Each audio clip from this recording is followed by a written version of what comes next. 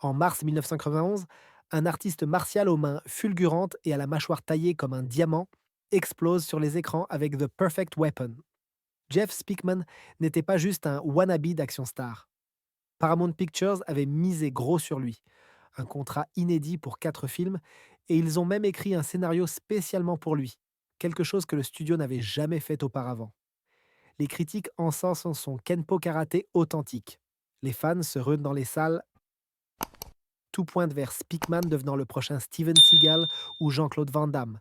Puis, presque du jour au lendemain, il disparaît de la A-list hollywoodienne. Que s'est-il passé? La réponse implique un mentor décédé, une lutte de pouvoir au studio et le blockbuster d'action qui aurait dû faire de Speakman une superstar, mais qui a lancé Keanu Reeves dans la stratosphère. Voici l'histoire de comment une décision d'un seul exécutif a coûté à Jeff Speakman la carrière d'une vie. Si cette histoire tragique d'un talent volé vous intrigue déjà, likez la vidéo tout de suite et abonnez-vous en activant la cloche pour ne rater aucune prochaine plongée dans les coulisses sombres d'Hollywood et des arts martiaux. Le parcours de Jeff Speakman vers Hollywood commence aussi loin que possible du monde du cinéma. Né à Chicago en 1958, il est un plongeur de haut vol All-American au lycée. Il bat des records dans son district et sa conférence sans jamais avoir de coach. L'athlétisme coule dans ses veines, mais c'est une série TV qui change tout.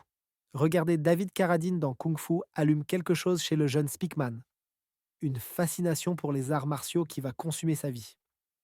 Il commence le Goju-Ryu, un art martial d'Okinawa, et obtient sa ceinture noire tout en bossant pour payer ses études à Missouri Southern State College. 6 ans pour décrocher son diplôme en psychologie, sans une dette, car il paie tout lui-même. Quand son instructeur voit sa détermination, il lui donne un conseil qui va tout changer. Si tu veux vraiment faire des arts martiaux ta vie, va trouver Ed Parker en Californie. Ed Parker, le père du Kenpo américain, garde du corps personnel d'Elvis Presley, l'homme qui a introduit Bruce Lee au public américain. En 1983, Speakman fait un truc fou. Il vend sa voiture, charge un van de déménagement et roule jusqu'en Californie avec juste assez d'argent pour survivre. Il arrive à Los Angeles pile pendant les fameux International Karate Championships d'Ed Parker à Long Beach. Le destin semble avoir un timing parfait. Ed Parker prend Speakman comme élève personnel. Pendant 3 ans et demi, le jeune artiste martial absorbe tout ce que le grand maître peut enseigner. Parker a une méthode unique. Il ne donne jamais de réponse complète. Il donne la moitié et force l'élève à trouver le reste seul pour obliger à penser, découvrir, devenir plus qu'un simple exécutant de mouvement. Ce n'est pas juste des coups et des kicks, c'est créer un guerrier pensant. En 1988, Speakman obtient sa quatrième dan directement de Parker et enseigne dans un dojo de West LA sans imaginer que Hollywood l'observe. Mais il étudie aussi autre chose depuis 5 ans. Le jeu d'acteur, il prend des cours au Creative Actors Workshop à Burbank, affinant son craft en attendant une opportunité qu'il ne voit même pas venir. Un de ses instructeurs est scénariste et producteur, tout juste sorti du deuxième film de Van Damme, Kickboxer. En discussion informelle, Speakman mentionne son background martial. Les yeux de l'instructeur s'allument. Il vient voir Speakman enseigner un soir au dojo de West LA et ce qu'il voit le sidère. Ce n'est pas le karaté typique des 1000 scènes de dojo. Le kenpo américain est rapide, brutal, explosif. Mains comme des mitrailleuses, frappe d'angle que les faucheurs adversaires ne voient jamais venir. L'instructeur appelle immédiatement Mark Dizal, producteur et réalisateur derrière Bloodsport et Kickboxer de Van Damme, et le supplie de venir voir ce gars et cet art unique. Dizal remet toujours à plus tard: Ouais, ouais, je viendrai. Mais l'instructeur insiste jusqu'à ce que Dizal débarque au dojo. Il voit la démo de Speakman et tout change. On est en 1990, le paysage action explose. Seagal domine avec Above the Law, Hard to Kill, Marked for Death. Van Damme grimpe avec Bloodsport, Kickboxer, Lionheart. Les studios cherchent désespérément le prochain sensation martiale et Paramount est l'un des plus gros. Dissal amène Speakman rencontrer les boss du studio. Ils le signent pour un contrat de 4 films sur le champ. Puis ils font quelque chose d'inédit chez Paramount. Ils commandent un script écrit spécialement pour Jeff Speakman, construit entièrement autour du Kenpo américain. Le film s'appellera The Perfect Weapon. Ed Parker est aux anges. Son élève va devenir star. Et ensemble, ils vont montrer le Kenpo au monde. Le plan de Paramount est génial. Envoyer maître et élève en tournée mondiale pour promouvoir le film en vendant leur relation réelle comme gage d'authenticité. Le tournage commence été mismo entre 4 et Ed Parker est là tous les jours. 4 heures du mat pour une scène de nuit, Parker est à côté de Speakman, coachant, critiquant, aidant à chorégraphier chaque combat. Il travaille comme une symphonie, le maître affinant la performance de l'élève. La chorégraphie est inédite pour les arts martiaux américains à Hollywood. Réaliste, brutale, avec Speakman qui encaisse vraiment des coups, tombe puis intègre les dommages dans ses attaques. La plupart des action stars de l'époque sont des surhommes invincibles. Speakman rend ça réel. Tournage fini fin novembre 1990. Tout le monde épuisé mais excité. Ils ont quelque chose de spécial. Ed Parker est fier au-delà des mots. Il dit à des collègues que Jeff Speakman est l'avenir du Kenpo, celui qui portera l'art dans le mainstream. Mais Parker ne verra jamais ce qu'ils ont créé. Le 15 décembre 1990, 3 semaines après la fin du tournage, Ed Parker fait une crise cardiaque massive à l'arrivée à l'aéroport d'Honolulu. Il a 59 ans. Il meurt en route vers l'hôpital. Le monde martial est en deuil. Pour Speakman, la perte est dévastatrice. Ce n'était pas juste son prof, c'était son mentor, son guide, l'homme pour qui il a tout vendu pour étudier. Ils ont passé presque tous les jours ensemble pendant des années et ces derniers mois sur le plateau, ils ont créé quelque chose qui devait être le début du voyage de Speakman. Black Belt Magazine capture l'ironie tragique. Dans leur numéro de mars, une page avec un article d'Ed Parker sur Jeff Speakman, la page en face, son nécrologie. Dans cet article final, Parker avait écrit quelque chose que Speakman n'oubliera jamais. Je n'ai jamais donné à Jeff des réponses complètes. Je lui donnais toujours la moitié et le forçais à trouver le reste seul. Même dans la mort, le maître continuait d'enseigner. The Perfect Weapon est dédié à Ed Parker et à l'esprit du Kenpo. Il devra continuer sans lui. 15 mars 1991, sortie en salle. Premier week-end, sixième au box-office avec presque 4 millions. Pour un film martial avec un inconnu, c'est solide. Il finit à plus de 14 millions domestiques, un vrai succès. Les critiques, qui d'habitude snobent les films martials, font attention cette fois. Chorégraphie saluée comme l'une des plus authentiques jamais filmées. Les fans adorent que le perso de Speakman se blesse vraiment, que les combats soient dangereux et réels. Le truc fou, quand Speakman voit le rough cut, il remarque que les scènes de combat sont mal montées. Coupe trop rapide, perte du flow.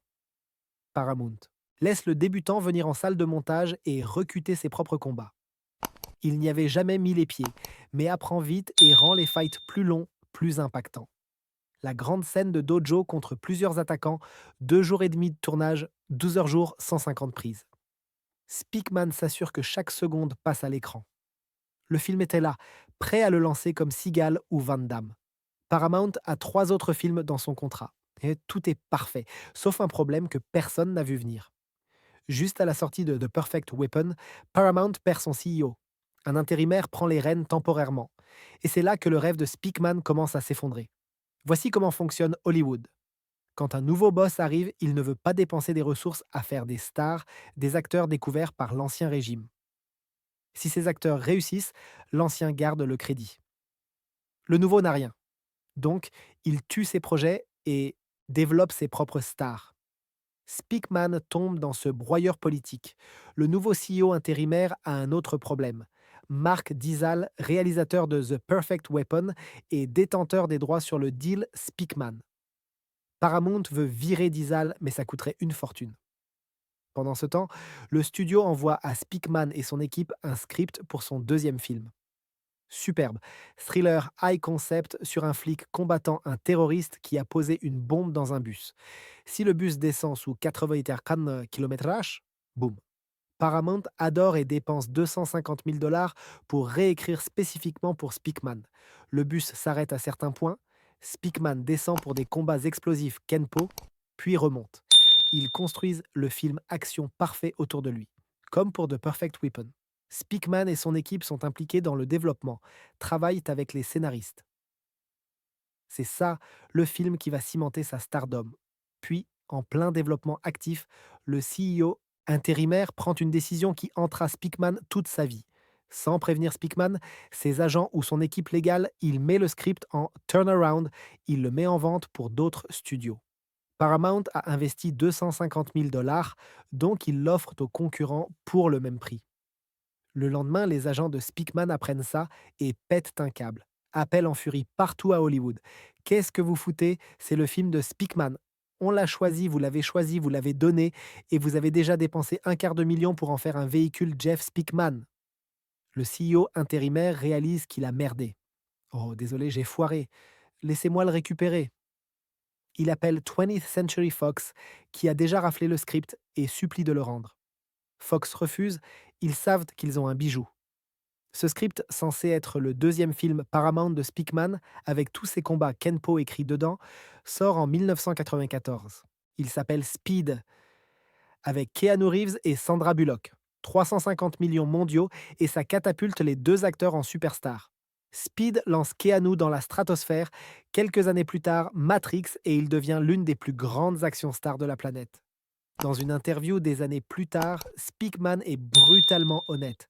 C'était le film qui a fait de Keanu une star. On réécrivait pour que le bus s'arrête et que Speakman descende combattre des gars avant de remonter. On l'a perdu. Et du coup, là s'est envolée ma carrière. Comme ça, le deuxième film Paramount de Speakman s'évapore. La relation studio-Dissal se détériore. Tout le contrat 4 films s'effondre. Speakman se retrouve coincé, regardant le rôle écrit pour lui faire d'un autre un nom connu. Mais les dégâts vont plus loin. À Hollywood, le momentum est tout. Faut frapper tant que c'est chaud, enchaîner les films, rester dans l'œil du public.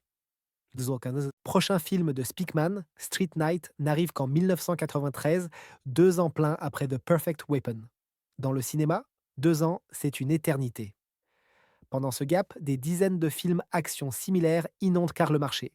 Van Damme sort plusieurs films. Seagal est partout, le moment est passé et Street Night a ses propres problèmes. Produit par Canon Films, le studio B-movie légendaire qui s'effondre littéralement. Le film a la distinction douteuse d'être l'une des dernières reproductions Canon avant la faillite. Sortie limitée US, direct to video UK. L'écriture est sur le mur. Jeff Speakman, que Paramount positionnait comme leur prochaine grande action star, est relégué au purgatoire direct to video. Les films suivants, The Expert 1995, Deadly Outbreak 1996 et une série jusqu'à fin 90 début 2000 vont tous direct to video. Certains sont divertissants, montrent les incroyables skills de combat de Speakman et prouvent qu'il joue mieux que des contemporains comme Seagal, mais personne ne les voit. Le moment est perdu et Speakman le sait. Il a eu une chance unique de superstardom et la politique corporate l'a détruite avant même qu'elle commence. Pour la plupart, ce genre de déception carrière serait écrasant. Voir quelqu'un d'autre devenir mégastar dans le rôle écrit pour toi, c'est le cauchemar hollywoodien. Mais Speakman a appris quelque chose d'Ed Parker pendant ses 3 ans et demi comme élève personnel. Les arts martiaux, ce n'est pas juste combattre. C'est discipline, adaptation, persévérance. Parker disait toujours espérer que personne ne traditionnalise le kenpo américain après sa mort. Il voulait que l'art évolue, change, grandisse. Donc Speakman se concentre sur ce qu'il peut contrôler. Il fonde American Kenpo Karate Systems, organisation internationale qui grandit à plus de 50 écoles. Il continue l'entraînement, teste chaque grade devant des maîtres seniors sans raccourci. Intronisé au Black Belt Hall of Fame en 1993 comme instructeur de l'année. En 2009, Silver Life Achievement Award du Masters Hall of Fame. Il organise des camps internationaux, enseigne des milliers d'élèves. Hollywood n'a pas marché, mais le legs d'Ed Parker est entre de bonnes mains. Puis en 2013, 22 ans après The Perfect Weapon qui l'a rendu brièvement célèbre, Jeff Speakman affronte le combat de sa vie. Rien à voir avec cinéma ou martial. Diagnostic cancer de la gorge, stade 4. Les docs disent 50-50 pour survivre. Il vient de signer pour un rôle dans The Expendables 3. Enfin, chance de partager l'écran avec les action stars devenues légendes pendant que sa carrière végétait en direct to vidéo. Maintenant, il risque de ne pas vivre assez pour le tourner. Le traitement est brutal. Chimio, radiation, 45 cm de tube d'alimentation directement dans l'estomac. Speakman perd 36 kilos.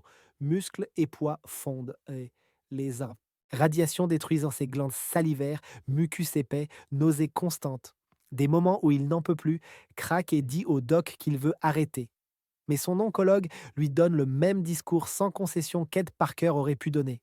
Tu ne peux pas arrêter maintenant.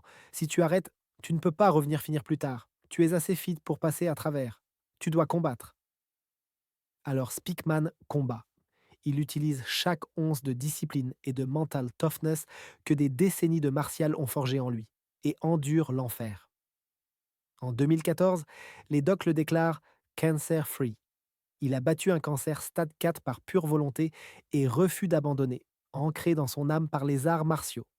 La plupart auraient appris la vie easy après ça. Speakman fait l'opposé. Passer par le cancer, être si près de la mort, lui donne de la clarté. Il arrête de s'inquiéter de ce que pensent les autres, de jouer la politique, de boire le Kool-Aid comme il dit. Il a affronté la mort et gagné. Maintenant, il va honorer la mémoire d'Ed Parker comme il faut. Il crée Kenpo 5.0, évolution révolutionnaire du Kenpo américain intégrant des techniques au sol. Exactement ce que Parker voulait. Ne pas traditionnaliser l'art, l'évoluer pour les besoins modernes de self-défense. Speakman fait de Kenpo 5.0 un phénomène mondial, franchise dans 18 pays. Il teste et obtient sa 9e dan, puis en 2022 promu 10e dan, même grade que Parker à sa mort. Speakman est devenu ce que son mentor prédisait, l'avenir du Kenpo. Il anime des camps internationaux, enseigne des milliers d'artistes martiaux le système évolué qu'il a créé. Son QG à Las Vegas est le hub d'une organisation globale qui garde le Kenpo américain vivant et en croissance des décennies après la mort d'Ed Parker. Et le plus intéressant, Speakman ne semble pas amer contre Hollywood. Il ne passe pas ses interviews à se plaindre de ce qui aurait pu être ou à maudire le CEO intérimaire qui a torpillé sa carrière en mettant Speed en turnaround. Il est philosophique. Survivre au cancer met tout en perspective. Quand tu as été si près de la mort, quand les docs te disent 50-50 pour l'année prochaine, perdre un rôle ne semble plus la tragédie qu'avant. Dans des interviews, il parle de la brièveté de la vie, que la principale cause de mort est la naissance, qu'on n'a pas beaucoup de temps. Il encourage les artistes martiaux, tout le monde, à ne pas faire de la vie une question d'argent, possession ou likes sur les réseaux. C'est le contenu de ton caractère mis en pleine lumière par comment tu interagis avec les autres pour rendre le monde meilleur. Et puis, tu es mort. Ce ne sont pas les mots de quelqu'un amer d'une carrière Hollywood perdue. Ce sont les mots de quelqu'un qui a trouvé son vrai but. Alors voilà la question que personne ne pose. Et si Speed était arrivé pour Jeff Speakman?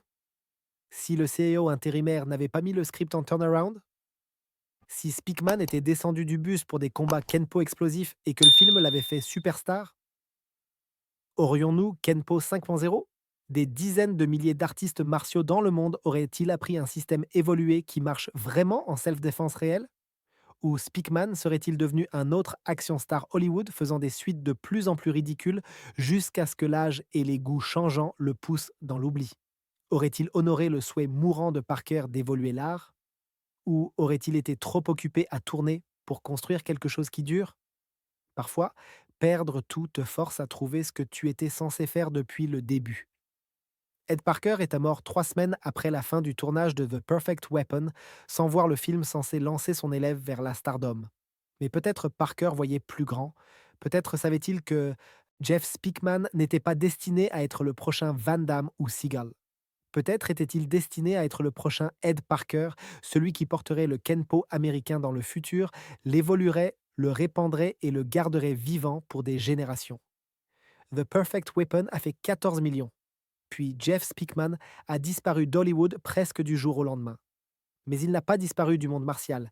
Il en est devenu une figure majeure.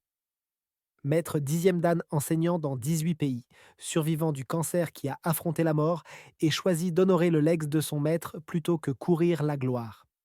Speed a fait de Keanu Reeves une superstar. Matrix en a fait une légende. Perdre ce rôle a détruit la carrière Hollywood de Speakman avant qu'elle commence vraiment. Mais voilà le truc avec un guerrier pensant, le genre qu'Ed Parker a passé 3 ans et demi à créer. Tu ne mesures pas le succès en recette ou couverture magazine. Tu le mesures par le contenu de ton caractère et ce que tu laisses derrière. Le nom de Jeff Speakman devrait être cité avec les grandes action stars des 90. Il avait les skills, le charisme, la présence à l'écran. Une décision d'exécutif, un jeu de pouvoir pendant une transition studio lui a tout coûté. Mais parfois, l'univers a d'autres plans. Parfois, perdre ce que tu désirais le plus te mène à découvrir ce que tu étais censé faire depuis toujours. Ed Parker n'a jamais vu de Perfect Weapon en salle.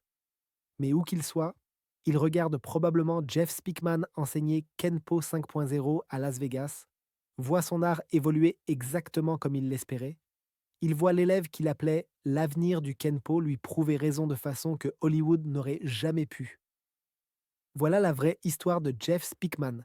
Pas l'action star qui a disparu, mais l'artiste martial qui a survécu au cancer, honoré le legs de son maître et construit quelque chose qui survivra à n'importe quel film. Parfois, l'arme parfaite n'est pas celle qui conquiert Hollywood. Parfois, c'est celle qui change des milliers de vies et garde vivante la vision d'une légende martiale longtemps après que les caméras s'arrêtent. Quelle est votre opinion sur cette histoire?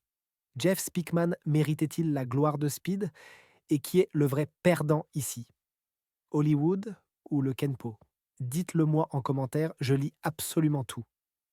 Si cette saga tragique et inspirante de Jeff Speakman, talent volé, mentor perdu, mais legs immortels, vous a touché, montrez-le, likez massivement, abonnez-vous et activez la cloche pour plus d'histoires vraies sur les stars oubliées et les coulisses d'Hollywood. Partagez-la avec tous vos amis fans d'action 90s et de Kenpo, ils vont être scotchés. Merci d'avoir tenu jusqu'au bout, on se retrouve très vite pour une nouvelle vidéo choc. À bientôt!